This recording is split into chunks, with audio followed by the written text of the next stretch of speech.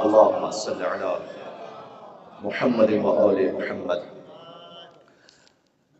کل کی گفتگو سے بات کو آگے بڑھاتے ہوئے بیوی کے لیے احادیث میں خلاصہ یہ ہے کہ یہ سر من اسرار اللہ تعالی، فاطمہ زہرا سلام اللہ علیہا اللہ کے رازوں میں سے ایک راز ہے۔ سر من اسرار اللہ تعالی یار نور خدا ہے۔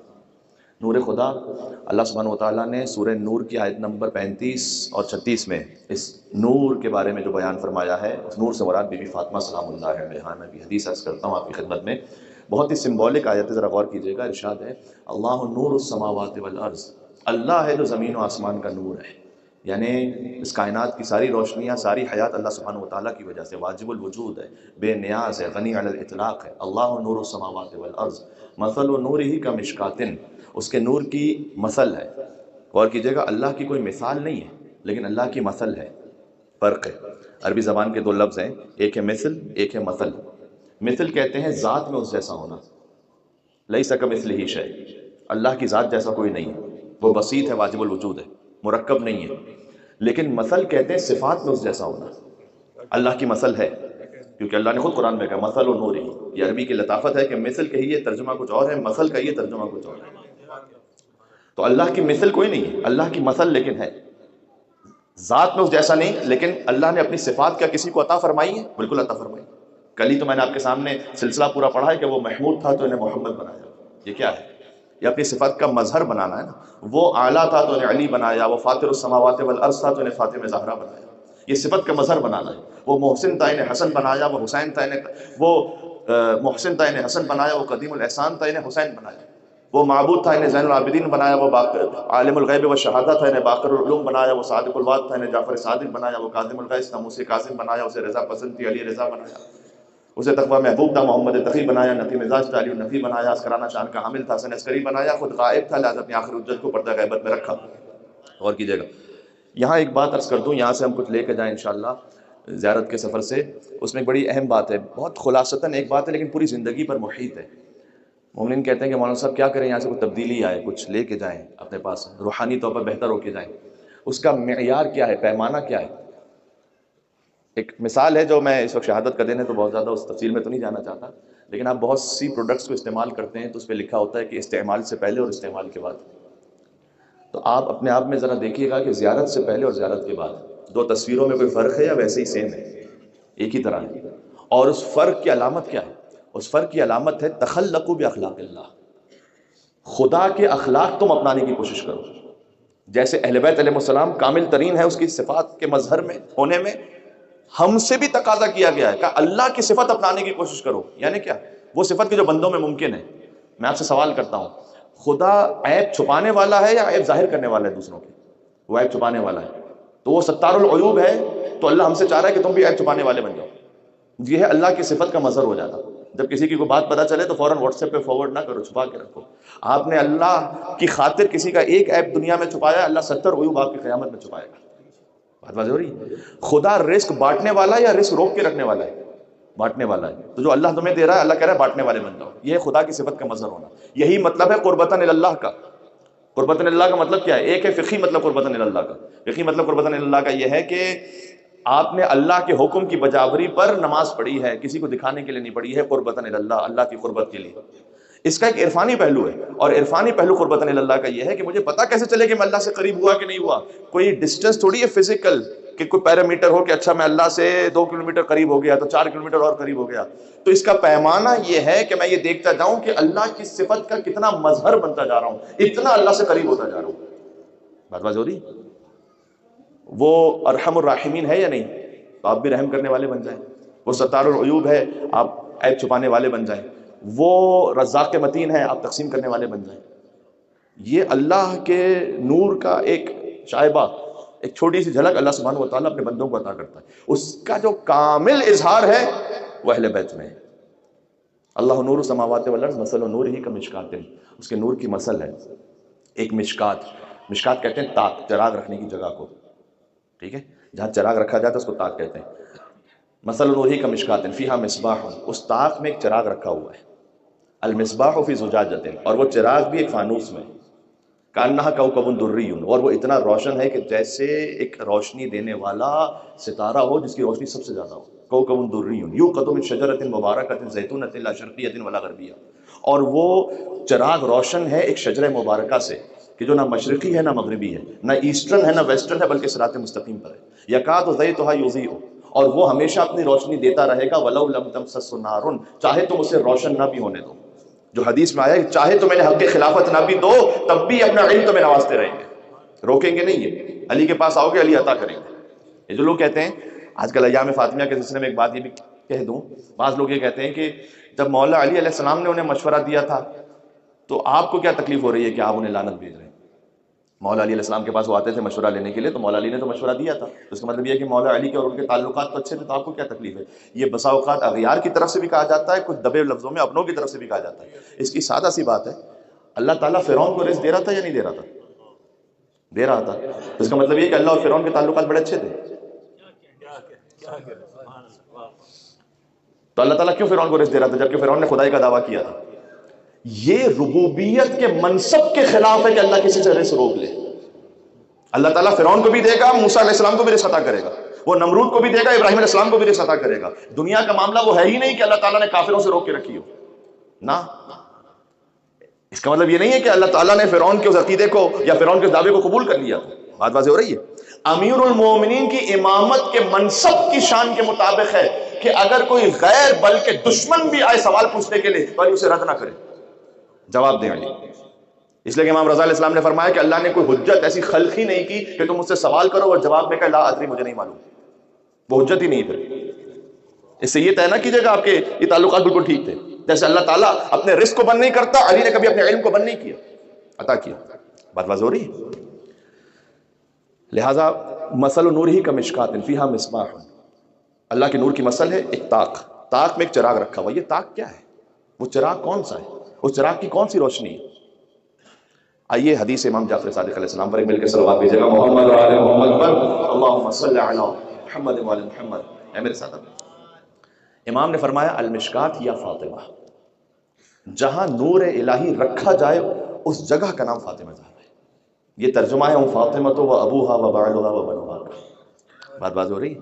اللہ تعالیٰ نے ابھی اس حدیث کی روشنی میں چراغ المصباح فرمایا حسن، چراغ الہی حسن ہے. وہ چراغ جہاں رکھا جائے وہ فاطمہ زہرا ہے. مشکات یا فاطمہ، المصباح حسن، الزجاجہ یا حسین. فرمایا وہ چراغ ایک فانوس میں ہے، جس فانوس سے اس چراغ کی روشنی آگے بڑھتی ہے وہ حسین ابن علی. اس لیے کہ پنجتن میں سب سے زیادہ جو ذکر ہے وہ امام حسین علیہ السلام کا ہے. لہذا اس نور الہی کی روشنی جس فانوس سے پھیلے گی وہ حسین ابن علی ہے. یہ اس آیت کا مطلب ہے. کوکب دری، یہ چراغ ہے کوکب دری کی طرح. یوقد من شجرۃ مبارکۃ زیتونۃ لا شرقیۃ ولا غربیہ، اور یہ روشن ایک شجرہ مبارکہ سے.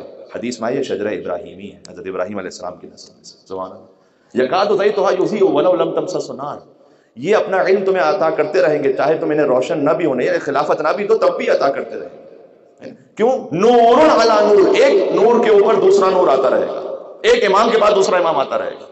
یہد اللہ لنورہ من یشاء، اور اللہ جسے چاہتا ہے اپنے نور کی ہدایت کر دیتا ہے. ویضرب اللہ الامثال للناس، اور اللہ انسانوں کے لیے ایسی ہی مثالیں بیان کرتا ہے تاکہ وہ سمجھیں.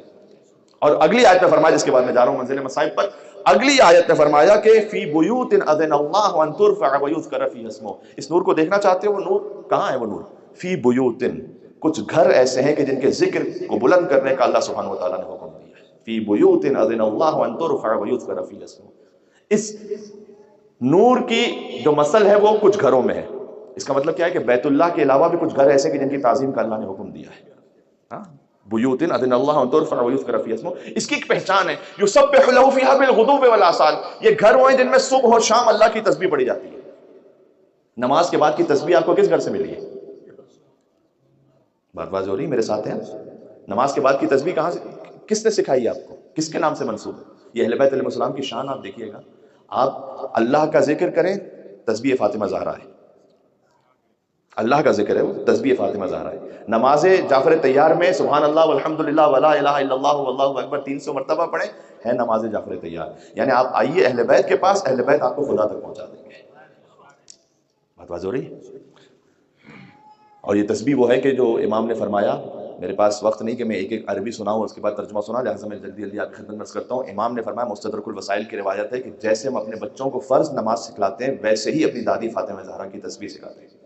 لہٰذا میری جوانوں سے گزارش ہے کہ آپ نماز پڑھنے کے بعد اللہ اکبر اللہ اکبر اللہ اکبر آپ نے کہا، وہ بھی بہت جلدی جلدی بعض لوگ کہہ دیتے ہیں بے توجہی سے، فوراً مصلی لپیٹ کے کھڑے نہ ہو جائے، وہیں بیٹھیں اور کم از کم تسبیح فاطمہ زہرا پڑھیں، کم از کم اتنی تاکہ بات پڑھیں.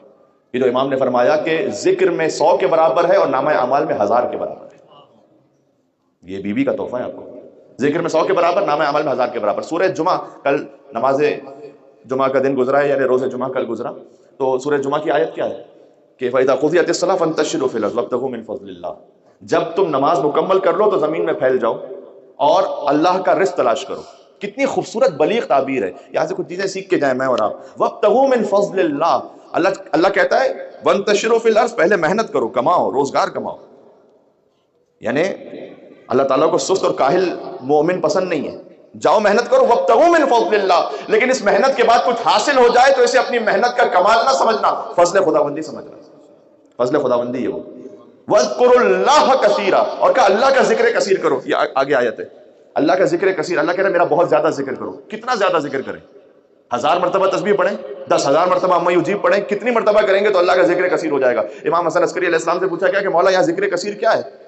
1000 مرتبہ ہے، 10,000 مرتبہ، 1,00,000 مرتبہ، خدا کی شان کے مطابق تو کوئی عدد بھی پورا نہیں ہوگا. تو ذکر کثیر کا مطلب کیا ہے؟ امام نے کہا تم نے کیا سمجھا ہوا ہے کہ اللہ چاہتا ہے تم سے ہزاروں مرتبہ اپنا نام کہلوائے؟ نہ، اس ذکر کثیر سے مراد میری دادی فاطمہ زہرا کی تسبیح ہے. اللہ اللہم صلی علی محمد وعلی محمد. اللہ ضروری. تو اللہ تعالیٰ نے کہا یہ کچھ گھر ایسے ہیں کہ جن کی تعظیم کا اللہ نے حکم دیا ہے جہاں صبح و شام میری تسبیح ہوتی ہے. ان گھروں میں میرا نور ہے.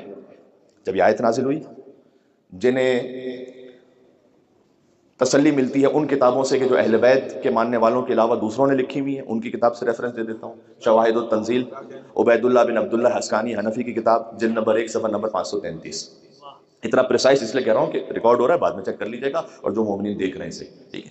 بہار الانوار، جلد نمبر 23 صفحہ نمبر 325. یہ تو خیر ہمارے یہاں تو اور بھی کتابوں میں موجود ہے. تو شیعہ سنی کتاب میں حدیث موجود ہے. جب یہ آیت نازل ہوئی نا تو قام الیہ رجل، ایک شخص کھڑا ہو گیا اور اس نے کہا کہ ای البیوت ھذی، یا رسول اللہ جن گھروں کا ذکر ہو رہا ہے جس میں اللہ کا نور ہے، یہ کون سا گھر ہے؟ تو پہلے رسول اللہ نے کہا ہی بیوت الانبیاء، یہ انبیاء کے گھر ہے. اتنا کہہ کے رسول اللہ خاموش ہو گئے. بعض لوگوں کو اطراف میں تکلیف ہوتی تھی کہ کہیں جب نبی کی فضیلت کوئی بیان ہو رہی ہے تو ایسا نہیں کہ رسول اللہ مولا علی کا بھی نام لینے ساتھ رہے. تو کبھی ہوتا ہے کہ جو دل میں خیال ہوتا ہے وہ زبان پر آ جاتا ہے فوراً.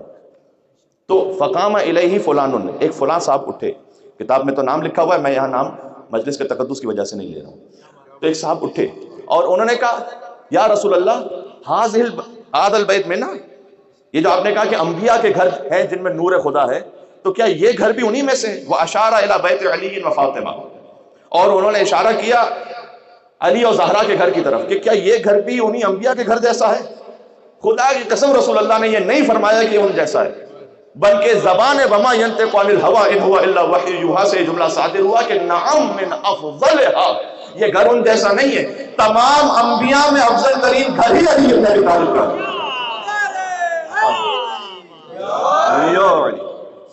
بات باز ہو رہی. مل کے ایک صلوات بھیج دیجیے گا محمد و آل محمد. اللہم صلی علی. افضل ترین گھر ہی علی اور زہرا کا ہے جہاں نور خدا ہے. سبحان اللہ. لہٰذا حضور نے فرمایا تھا کہ لو لا علی لم یکن لفاطمہ کف، علی نہ ہو تو سیدہ کا کوئی ہمسر ہی نہ ہو. یہ اتنا بڑا جملہ ہے کہ جس کی حد نہیں. دنیا کے سارے علماء، فقہا، مجتہدین، علماء سب زندگی بھر اس پر گفتگو کرتے رہے تو کم ہے. اس لیے کہ دو ہستیاں تھیں، ایک گھر کے باہر ایک گھر کے اندر. گھر کے باہر بدر و احد و خیبر و خندق، علی کا رکوع میں زکوٰۃ دے دینا، علی کا شب ہجرت سے رسالت پر سو جانا. مرد ہونے کی حیثیت سے سب کے سامنے تھا، خاتون ہونے کی حیثیت سے چونکہ بی بی حجاب میں تھی، لہٰذا سیدہ کونین کے وہ تمام فضائل اس طرح سے ملائے عام میں آ نہیں سکتے تھے. تو حضور نے ایک جملہ کہہ دیا کہ جو تم علی کو دیکھ رہے ہو نا، بس اگر فاطمہ نہ ہو تو علی کی برابری کرنے والا ہی کوئی نہیں. جتنے مولا علی کے فضائل ہیں وہ سمجھ لیجئے سب فاطمہ زہرا کے فضائل سلام اللہ علیہ. کوئی نہ آدم ومن دونہ ہو، آگے کا آدم نہ غیر آدم. یہ آگے آدم علیہ السلام کا لفظ کہہ کر حضور نے اس فہرست میں انبیاء کو بھی شامل کر لیا. یہ لفظ بہت قیمتی ہے. حضور نے کہا آدم فمن دونہ ہو، نہ آدم نہ غیر آدم، کوئی نہیں ایسا. کہ جو علی کی ہمسری کر سکے سوائے فاطمہ زہرا کی. لولا علی لم یکن لفاطمہ کفر، کوئی فاطمہ کی ہمسری کر سکے سوائے علی بن ابی طالب کے. اصل ترجمہ یہ بنے گا. تو پھر علی کون ہے؟ علی قطب عالم امکان ہے. قطب عالم امکان کا مطلب مولا کائنات نے خود اپنے لیے کہنا ہے. قطب عالم امکان، عالم امکان یعنی پوری کائنات، اس کا قطب، اس کا مرکز علی ابن ابی طالب ہے، جس کے گرد عالم امکان گھوم رہا ہے. قطب عالم امکان ہے. علی مولا المومنین ہے، علی یعصوب الدین ہے، نبع عظیم ہے، مبید الشرک والمشرکین ہے. سبحان اللہ. علی رسول اللہ کے ساتھ خلق اول ہے، خلق اول ہے، مخلوق اول ہے. علی عین اللہ ہے، ید اللہ ہے، سر اللہ ہے، باب و حکمت اللہ ہے، حب علی رحمت اللہ ہے، بغض علی لعنت اللہ ہے. تمام تر فضائل علی بن ابی طالب جب اپنی پوری معراج پر پہنچتے ہیں تو فاطمہ سے اوپر نہیں جاتے ہیں، برابر بنتے ہیں اس حدیث کے مطابق. برابری ذات. اور اگر کوئی کہے کہ مولانا صاحب یہ تو یعنی یہ بہت بڑی بات ہے نا، یہ کوئی معمولی بات تو ہے نہیں، تو میں آپ کے سامنے حدیث بھی سنا دوں. حضور نے یہ کہا تھا یا علی انفذ ما امرت کبھی فاطمہ. گھر کے اندر اگر سیدہ آپ کو امر کریں، کوئی علی کو امر کر سکتا ہے؟ حکم دیں تو انفذ، آپ نافذ کیجئے گا، آپ پر واجب ہے. مقام سیدہ سمجھ میں آ رہا ہے؟ سلام اللہ علیہ.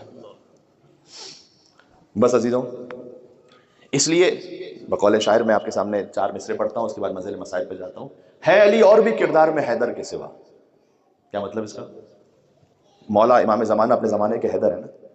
4 معصومین ہی میں یہ بات ہے، اس سے باہر کی بات نہیں ہے، کہیں اور ذہن نہ جائے. ہے علی اور بھی کردار میں حیدر کے سوا. حسین بھی اپنے زمانے کے حیدر ہیں، امام جعفر صادق بھی اپنے زمانے کے حیدر ہیں. ہے علی اور بھی کردار میں حیدر کے سوا. فاطمہ کوئی نہیں بنت پیغمبر کے سوا. ایک مستور ہے، فاطمہ کوئی نہیں بنت پیغمبر کے سوا. کس میں جرأت کے رکھے مہر نبوت پہ قدم، تیرے بچوں کے علاوہ تیرے شوہر کے سوا. تیرے بچوں کے علاوہ تیرے شوہر کے سوا. اور رکھ دیا کاتب تقدیر نے یہ لکھ کے قلم، مرضی زہرا بھی ضروری ہے مقدر کے سوا. جب تک زہرا راضی ہو. یا بات واضح ہو رہی ہے. میں آپ سے اس مجلس میں بھی قربتاً اللہ گزارش کرتا ہوں مجلس کی قبولیت کے لیے آپ میں سے کوئی مولا علی علیہ السلام کا نعرہ لگا دے تاکہ بی بی زہرا سلام اللہ علیہا راضی ہو. ولایت علی ابن ابی طالب علیہ السلام. یہ کام آپ کا ہے کہ آپ نے اپنے بچوں کو سیدہ کونین کے مصائب پہنچانے ہیں. جناب سیدہ طاہرہ سلام اللہ علیہا منزل صلوات. اللہم صلی علی محمد. آپ نے ہمیشہ یہ حدیث سن رکھی ہے جو صحیح حدیث ہے، لا یومک یومک یا ابا عبداللہ. امام حسن نے کہا ہے حسین آپ کے مصائب جیسا دن کوئی نہیں ہے. لیکن ایک اور حدیث بھی ہے جو امام جعفر صادق علیہ السلام نے کہا لا یومک محنتنا یوم کربلا، ہمارے مصائب جیسا کربلا کا دن اور کوئی مصائب کا دن نہیں ہے، الا یوم السقیفہ. حدیث موجود ہے الکتاب الہدایۃ الکبریٰ میں حدیث موجود ہے. سوائے اس دن کے جب حق علی بن ابی طالب کو غصب کیا گیا. وَإِحْرَاقِ باب امیر المومنین، جس دن علی بن ابی طالب کے گھر کو جلایا گیا، مولا نے کہا یہ دن اس سے زیادہ سخت ہے ہم اہل بیت کے لیے. قتل الحسین بالمدینہ، مصائب کا آغاز وہاں سے ہے. آج شہادت کا دن ہے. میں چاہتا ہوں کچھ باتیں بچوں تک پہنچ جائیں. جتنا میں پڑھ سکتا ہوں اور جتنا مولا نے مجھے اجازت دی ہے یہاں پر اتنا میں پڑھوں گا. ایک خط ہے جو بی بی پر ظلم کرنے والے قاتل ہیں، میں نام نہیں لوں گا یہاں پر، آپ پر واجب ہے کہ آپ نے اپنے بچوں کو بتانا ہے. اس نے خط لکھا ہے حاکم شام کو، خود خط لکھا ہے اس نے کہ میں نے دروازے سیدہ پر کیا کیا. ذرا یہ محفوظ رہ جائے تو آپ تک پہنچ جائے یہ بات. یہ خط ہے بہار الانوار میں جلد نمبر 30 میں. اس خط کے ترجمے کے کچھ حصے سناتا ہوں میں. وہ کہتا ہے کہ میں بت پرست تھا. وہ اپنے آپ کے لیے کہہ رہا ہے میں بت پرست تھا. امام نے فرمایا ہے کہ من شک فی کفرہما فقد کفر، جو ان کے کفر میں شک کرے وہ کافر ہے. یاد رکھیے گا یہ کہ میں بت پرست تھا اور بت پرست ہی رہا. ایمان کا فقط اظہار کیا تھا، نفاق کو چھپا کر رکھا. جب میں نے زہرا کے گھر پر حملہ کیا تو اس میں علی و فاطمہ موجود تھے. یہ خط میں لکھ رہا ہے کہ میں نے کیا کیا. اس کے بچے حسن اور حسین بھی موجود تھے، زینب اور ام کلثوم موجود تھیں، اور ان کی کنیز فضہ بھی موجود تھی. میرے ہمراہ ابن ولید تھا. خط پڑھ رہا ہوں میں. میرا غلام کنفس تھا. مجمع جمع تھا. میں نے دروازے کے حلقے کو زور سے پیٹا. کنیز باہر آئی. میں نے اس سے کہا علی سے کہو خلافت کا لالچ نہ کرے. یہ بےہودہ لفظ ہے خط کا، اور فضول کام نہ کرے، علی سے کہو. سیدہ چادر لے کر باہر آئیں. فرمایا اے جھوٹے اور گمراہ،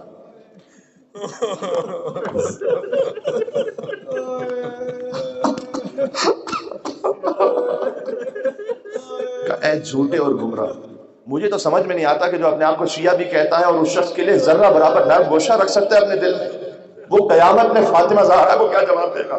اور اگر کوئی بظاہر سید ہوتے ہوئے یہ کام کرے تو میں کہتا ہوں یار ہم تو غیر سید غلام سید ہیں، آپ سید ہیں۔ اور پھر اگر کوئی خدا نخواستہ کوئی نرم گوشہ رکھے، جس نے آپ کی ماں فاطمہ زہرا کے ساتھ یہ کیا، جس نے آپ کی ماں پر ہاتھ اٹھایا ہے، تو بیوی نے کہا کہ اے جھوٹے اور گمراہ، اس شقی نے کہا اے فاطمہ احمقوں کی طرح بات نہ کرو، اگر علی باہر نہ آئے تو میں اس گھر کو آگ لگا دوں گا اور اس میں رہنے والے ہر شخص کو جلا دوں گا۔ خط ہے اس لعین کا، کہتا ہے مختصر کرتا ہوں، بالآخر ہم نے دروازے کو جلانا شروع کیا، ہم دھکا دے رہے تھے دروازے کو، فاطمہ نے اپنے ہاتھوں سے بند کر کے رکھا تھا دروازے کو، تھوڑا سا دروازہ کھل گیا تو میں نے ہاتھ اندر بڑھا دیا اور سیدہ کے ہاتھوں پر تازیانوں سے چوٹ لگائی، سیدہ کا ہاتھ چھوٹ گیا، دروازہ گرا، سیدہ پر دروازہ گرا ہوا تھا، یہ منظر دیکھ کر میرا ارادہ بدل گیا، میں تھوڑا سا پیچھے ہٹا، لیکن علی کے ہاتھوں بدر و احد میں میرے بزرگوں کا قتل ہو گیا۔ عزیزو آج بھی اگر کوئی نہ رو پائے تو وہ کب رو پائے گا؟ فاطمہ زہرا کی شہادت کا دن ہے آج، حسن و حسین یتیم ہو گئے، آج زینب اور ام کلثوم کے سامنے ماں کا جنازہ رکھا ہے، علی کہہ رہے ہیں آہستہ ہونا، مدینے والوں کو خبر نہ ہو۔ جزاک اللہ جزاک اللہ۔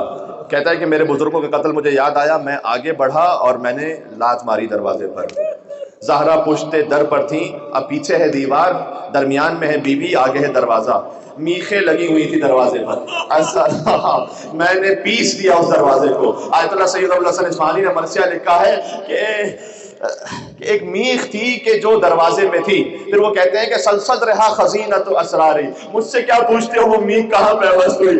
اسی زہرا سے پوچھو جس نے علی کی خاطر قربانی دی تھی۔ مغنے میں سیدہ کا چہرہ تھا، اتنی زور سے سیدہ کے چہرے کے دونوں اطراف، آدھا جملہ پڑھوں گا میں پورا نہیں پڑھوں گا، اس نے ایسی گستاخی کی تو خط میں لکھا ہے، اس نے کہتے ہیں دونوں گوشوارے گر گئے بنت رسول کے، سکینہ کی بالیاں کربلا میں چھینی گئی، فاطمہ کی بالیاں مدینہ میں اتر گئی، علی آگے بڑھے، سیدہ گری ہوئی تھی، اب روایت ہے کہ علی نے سیدہ کے جسم پر چادر ڈال دی، جیسے کوئی میت پر کپڑا ڈال دیتا ہے، تو یہ سیدہ مر چکے تھے۔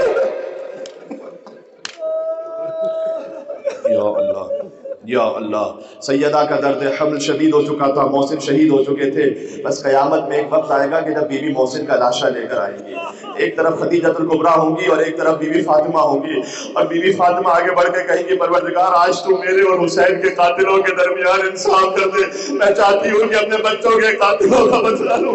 ہاتھوں میں محسن کا لاشا ہوگا، ایک ہاتھ میں بی بی کے خدیجۃ الکبریٰ سلام اللہ علیہ کے ہاتھ میں محسن کا لاشا ہے جو روایت ہے، اور بی بی فاطمہ کے ہاتھ میں شہزادہ علی اصغر کا لاشا ہے، یعنی نانی نواسے کے لاشے کو لائیں گی اور دادی پوتے کے لاشے کو لائیں گی، اور علی جی ابن ابی طالب آگے بڑھ کے کہیں گے کہ اے بی بی کوئی سامان شفاعت ہے آپ کے پاس؟ تو پھر بی بی مالک سبتین کی روایتیں کہیں گی کفال اجل حاضر مقام الیدان مقطوعتان من ابن العباس، اس مقام شفاعت کے لیے زہرا کے بیٹے عباس کے دو کٹے ہوئے بازو کافی ہیں۔ بس عزیزو زہرا زخمی تھی، میں دو تین جملے کہوں گا اس کے بعد آپ نوحہ سنیں گے۔ ایک وقت وہ آیا کہ جب مولا علی گریا کرتے تھے تو روایت میں ہے کہ علی کے آنسوؤں کو لے کر اپنے زخموں پر لگاتی تھی زہرا، اور کہتی تھی کہ میرے بابا نے کہا ہے کہ مظلوم کے آنسوؤں میں شفا رکھی اللہ تعالیٰ نے۔ ایک مرتبہ دق الباب ہوا تو بی بی کی چونکہ پسلیاں ٹوٹی ہوئی تھی تو معمولاً فضہ جاتی تھی دروازہ کھولنے، لیکن زہرا خود اٹھی جب دروازہ کھولا تو مولا علی نے کہا یا بنت رسول اللہ آپ کیوں زحمت فرمائی آپ نے؟ کہا یا ابوالحسن میں نے سنا ہے مدینے والے آپ کو سلام نہیں کرتے، لہذا میں خود آئی ہوں آپ کو سلام کرنے کے لیے، کوئی سلام کرے نہ کرے رسول کی بیٹی آپ کو سلام کرے گی۔ علی نے کہا اے زہرا اب تو وہ وقت آ گیا، علی کسی کو سلام کرے تو کوئی سلام کا جواب بھی نہیں دے۔ رونا ماتم کرتے رہنا، یہ غربت علی ہے علی کو۔ وقت آخر آیا، بی بی زینب کو بلایا، وصیتیں فرمائی۔ ایک وصیت میں نے صندوق والی پڑھی تھی پہلی مجلس میں کہ صندوق سے کفن نکالا اور کہا کہ یہ کفن جنت سے آیا ہے، اپنا کفن بتلایا، علی کا کفن، حسن کا کفن، حسین کا کفن نہیں بتلایا۔ تو بی بی زینب نے پوچھا تھا کہ اماں حسین کا کفن جنت سے کیوں نہیں آیا؟ کہا حسین کا لاش بے گور و کفن ہوگا۔ پھر اس کے بعد بٹھا کر کہا اے زینب تیرا بھائی محسن تو شہید ہو گیا، لیکن ایک وقت آئے گا جب اللہ تیرے بابا کو ایک اور بیٹا عطا کرے گا، اس کا نام عباس رکھنا اور اس سے کہنا فاطمہ زہرا نے اسے سنا عباس کا شراب کہا ہے۔ اور دوسری وصیت کی لیکن خاموشی سے کی۔ اس وقت کھلی وہ وصیت جب عصر عاشور حسین رخصت کے لیے آئے، بی بی آگے بڑھی کہ اماں کی وصیت تھی حسین کے خوش کرنے کا موقع لینا، جہاں شمر کا خنجر چلے گا۔ عزیزہ ماتم کرنا آخری دن رہ گیا موت سے زائرین کا، اب رخصت کی گھڑی قریب ہے۔ ایک وقت آیا سیدہ دنیا سے رخصت ہونے لگی، سانسیں رکنے لگی، علی کی ابن طالب کبھی اٹھے اور گرے اور پہنچے زہرا پر کہ زہرا کلمینی، میں غریب علی کہتا ہوں مجھ سے کلام کرو۔ علی سے کہا یا ابا الحسن خدا نے مجھے آپ کی زوجہ بنایا دنیا اور آخرت میں تاکہ آپ کی زوجہ بن کر رہوں، میں شرمندہ ہوں آپ کی زیادہ خدمت نہ کر پائی، میرے جنازے کو رات کی تاریکی میں اٹھائیے گا، ان افراد کو شرکت کی اجازت نہ دیجیے گا۔ بس یہ کہہ کر سیدہ کی ہچکیاں بن گئی۔ زہرا دنیا سے چلی گئی، علی تنہا رہ گئے۔ چھوٹے چھوٹے بچوں سے کہتے تھے گریہ نہ کرو، مدینہ والوں کو خبر نہ ہونے پائے۔ غسل و کفن کا اہتمام مظلوم علی ابن ابی طالب نے کیا، لیکن علی غسل دیتے ہوئے ضبط نہ کر سکے۔ زینب نے کہا آپ تو ہمیں چپ کروا رہے تھے، گریہ کا سبب کیا ہے؟ کبھی بھی میری ماں کے پہلو میں کون ہے ہمیشہ اب تک موجود ہے۔ دل کہتا ہے زینب نے گریہ کیا ہوگا، علی نے تسلی دے کر کہا ہوگا بیٹی اتنا یاد رکھ تیری ماں نے ایک اور آگایا تھا، تجھے کربلا سے کوفہ سے شام کوڑے پر کوڑے دانا ہوگے۔ سیدہ کا جنازہ تیار ہوا، مولا نے کہا بیان النوار کی روایت ہے کہ بچوں آؤ اپنی ماں سے آخری ودا کر لو، حلموا الی امکم وتزودوا، اپنی ماں سے آخری خدا حافظ کہہ لو۔ تو حسن آگے بڑھے، زینب آگے بڑھی، کلثوم آگے بڑھی، لیکن حسین ماں کے قدموں سے لپٹے ہوئے تھے، آگے نہیں بڑھتے تھے۔ کہتے تھے جب تک میری ماں مجھے خود نہ بلائیں گے چل لمحے گزرے جب کوئی صدا نہ آئی۔ کہا ماں یہ تاریخ میں مقتل میں جملے غربتا، آج عجب غربت کا عالم ہے حسین پر۔ حسین آپ کو پکارنا چاہے اور آپ جواب نہ دے، یہ کہنا تھا بندے کا فن ٹوٹے، فاطمہ کے ہاتھ باہر آئے، حسین کا سینے سے لگایا۔ آج بھی یاد ہے ایک ماں کی محبت کا سما، جس گھڑی دہن سے رخصت ہوئی خاتون جنا صحن میں رکھا تھا تابوت، علی تھے گریا، روکے حسنین صدا دیتے تھے بولو اماں، مانتا تڑپی تو دستورے کو ہم ٹوٹ گئے، سن کے بچوں کی صدا بندے کا فن ٹوٹ گئے۔ حسین کو سینے سے لگایا، ملائکہ نازل ہوئے کہ یا علی حسین، آخری جملہ کہہ رہا ہوں، یا علی حسین کو جدا کرے۔ آسمانوں میں کوہرام بپا ہے، علی آگے بڑھے، حسین کو جدا کیا۔ آپ سب کہہ رہے بی بی سکینہ کے مزار پر، بس یہ حسین کا مقدر تھا کہ علی نے جدا کیا، وہ سکینہ کا مقدر تھا۔ حسین سے لگتے تھے، شمر نے جدا کیا، اتنے تماچے مارے، سکینہ مشکا گر گئی۔ ہاتھوں کو توڑ کے کہوں گا اے بی بی زہرا، آج علی بھی ہے حسن بھی ہے، آپ سے سنا نہ گیا حسین کی زبان سے واضح بتا۔ کل کربلا کے میدان میں راوی کہتا حسین نے ایک طرف اکبر کے لاشے کو رکھا، ایک طرف قاسم کے لاشے کو رکھا، درمیان میں بڑا مولا لیٹ گیا، کہتا تھا واہ غربتا، واہ غربتا، آج علی غریب ہو گیا۔ حسن اور حسین سے کہا خاموشی سے جانا، رات کا وقت ہے، ابو ذر کو بلاؤ، سلمان کو بلاؤ۔ ابو ذر کے گھر پہ دق الباب ہوا تو اس کے بعد ابو ذر باہر نکلے، کہا ادعو لی یا ابا ذر، بابا نے کہا ابو ذر کو بلانا، لقد ماتت امنا، ہماری ماں مر گئی ہیں۔ سلمان بھی آئے، ابو ذر بھی آئے۔ تو مولا نے ابھی تک بڑا ضبط کیا ہوا تھا، آپ نے جنازے میں کبھی دیکھا ہوگا، ایسا ہوتا ہے کہ آپ بہت ضبط کرتے ہیں لیکن بہت کوئی قریبی اپنا مل جائے نا تو پھر اس سے گلے لگ کے دھاڑے مار مار کے روتے۔ اب روایت میں جیسی سلمان علی اٹھے، سلمان کے گلے چیخ مار کر کہ سلمان رسول گزر گئی سلمان، علی تنہا ہو گیا، خاموشی سے جنازہ چلا۔ علی کتنا مظلوم ہے، جنازہ دینے والا تو ہے لیکن کوئی محرم لے رہا۔ قبر زہرا سے 2 ہاتھ برآمد ہوئے، کہا اے علی میری امانت مجھے واپس لوٹا دو۔ کہا یا رسول اللہ آپ سوال کیجئے گا اپنی بیٹی سے کہ کیا کچھ ہوا فاطمہ کے ساتھ، کیا ہوا؟